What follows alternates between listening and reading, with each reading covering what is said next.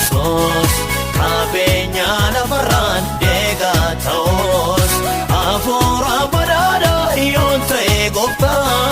humni kee dadhabaa keessa mul'ata humni kee dadhabaa keessa mul'ata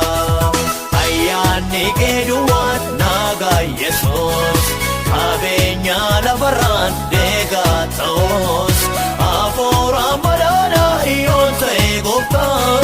humni kee dadhabaa keessa mul'ata humni kee dadhabaa keessa mul'ata.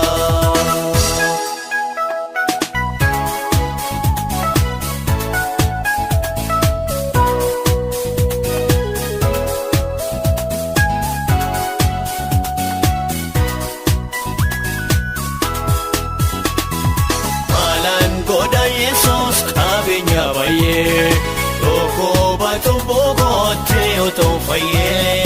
naannoo bultoo kootee kan naagoo garaa baakana keessa hammam ba'oo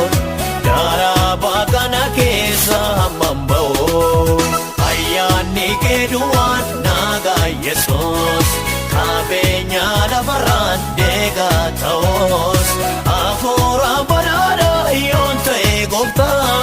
humni kee dadhabaa keessa mul'ata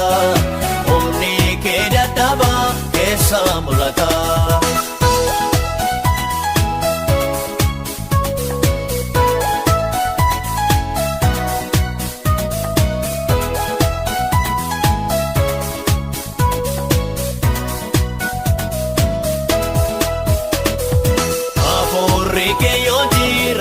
Na keessa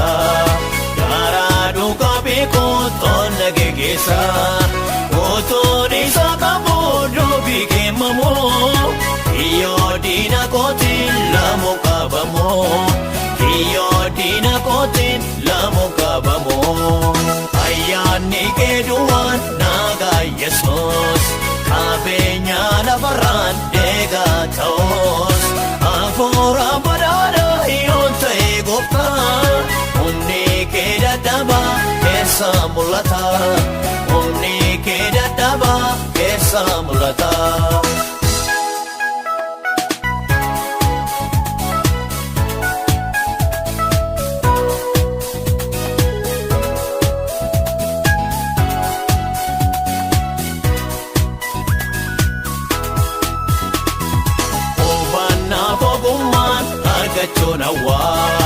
Akkan taane bakka sooressi gowwaa yeroo kana booddee waan jiru beekoo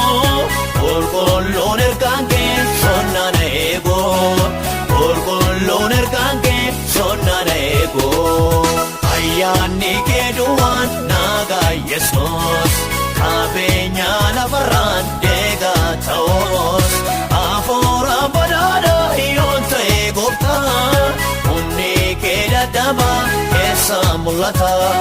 humni kee dadhabaa keessa mul'ata.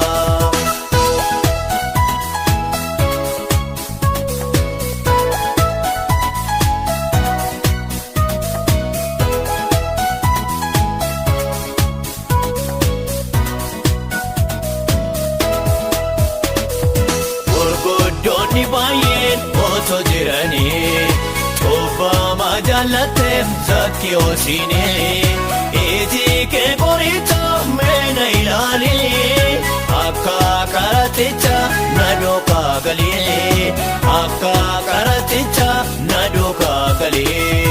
ayyaanni kee duwwaan nagaa Yesuus qabeenya lafarraan deegaa ta'us hafuura badhaadhaa yoon ta'e gooftaa humni kee dadhabaa keessa mul'ata